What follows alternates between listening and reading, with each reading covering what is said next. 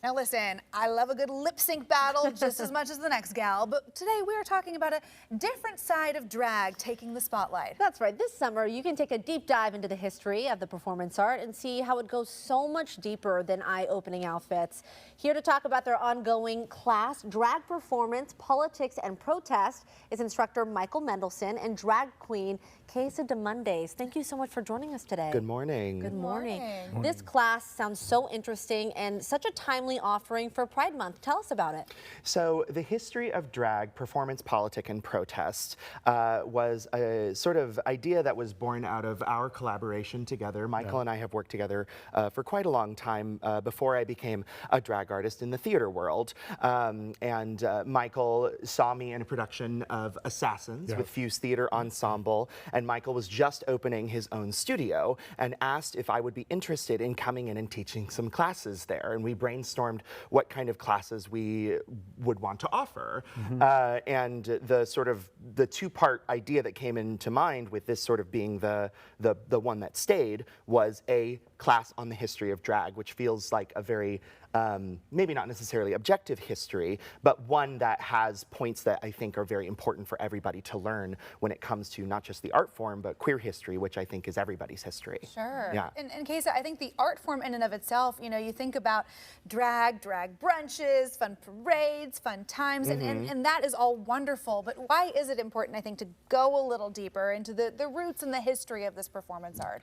Well, I think that when it comes to drag, there's a perception that many people have about it that is kind of what you get off of brunches and RuPaul's Drag Race, right? And there is a lot of joy to be found within that, and art certainly, but there's also a deep history in regards to the way that it relates to politics and the way that it relates to how queer people fought for their rights, the way that it relates to religious misogyny, which is what drag was born out of when you go back to the history of drag being performed in Greek theater, in Elizabethan theater, and how it evolved not just as a convention of the theater to keep essentially women off of the stage, but how it then became a powerful tool for people to liberate themselves under the various isms that exist in the world. Definitely, yeah. You speak about these drag shows, drag brunches, bringing folks joy, and joy sometimes, especially in really trying times, is an act of resistance. 100%, yes. So that makes great sense. And give us some facts, though. I'll bring in Michael for this one. Give us some facts about drag history that folks can learn from this class. I think maybe that's more of a thing for me, but well, one thing, like I said, drag was born out of this sense of religious misogyny. Men in the Greek theater, born out of the rituals of Dionysus, believed that women would cause wilds to happen amongst the other men of the crowds, and so they kept women off stage. And it was like this in a lot of different cultures throughout the world. It was like this in Japanese culture, in kabuki theater. It extended into commedia dell'arte, into Italy, and as well as Elizabethan theater, until eventually most of the world allowed women to come back on stage within the 17th century. But of course, that, you know, and of course we say like, oh, well then there's no more need for drag. And it's like, no, drag continued because people actually love playing with gender, right? And so one of the fun facts about history that I love talking about is that one of the first drag instances of somebody existing in the world, not necessarily out of the context of performance, was this person named Mary Cutpurse, or Cutthroat. And she wore men's doublets, and she would walk around the street and sing bawdy songs. These are things that women did not do. And she was just kind of known as like a mannish person, and that's who she wanted to exist as in real life. And then we also have the example of Princess Seraphina, who is one of the first like recorded drag queens in history. And one of my favorite factoids is William Dorsey Swann, who was one of the first drag activists in the United States, responsible for some of the first drag balls in America, was a formerly enslaved man who was the reason why was one of the first activists who wrote to the President of the United States to request a pardon. Oh my gosh. Yeah. So many interesting, there's so many interesting things that you don't want to be lost to history, these stories we want to continue. And when you look at kind of the parallel track that it runs interwoven with theater, it makes a lot of sense, Michael, why we'd want to have these classes at your studio. Sure. And I took the class last year. Yeah. Mostly at first because it was in my studio and I wanted to see what Alec was doing with the work. And then... Not the government name. Oh, sorry, Quesa. Oh my God.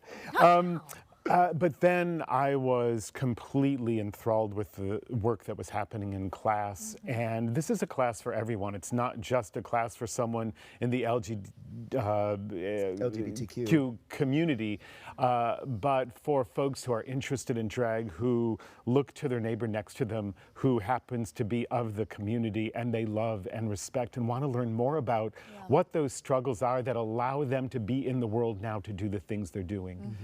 That's what's important about the class. And I just think it's really cool too, even if you yourself are not a performer or not someone on stage, to learn more about the history of a craft, what goes into it. It just gives you a different appreciation for the art. I know this is not the only class that you offer in the studios. It's not. What else can folks find there? Sure, I have independent teachers in town who are also renting the space, doing classes in Boleslavsky's First 6 Lessons, the cornerstones of what a young actor or a accomplished actor really need to understand to be present on stage. I have someone doing a combat class in the studio as well, which is fun. Stage combat. I myself completely, right? Something like that. Intimacy work as well. And I teach a class on rehearsal technique and scene study on Monday nights. And that's at In Studio 255. Right. Yeah. So interesting to see the intersection of what you both do come together for this class, and so interesting. And again, Portland has such a robust drag scene, but there's so much more than what's on the surface. So thank you, Quesa, for this crash course today. Thank you so much for having us. Thank you both for being here. Thank you. If you want to join in on this class, of course, it's coming up during Pride, so you know it's going to go fast. Get your spot now for Drag Performance, Politic, and Protest, happening June 2nd through July 7th at In Studio 255. For a link to tickets and all the info you need, check out this story on coin.com. Just click on AM Extra.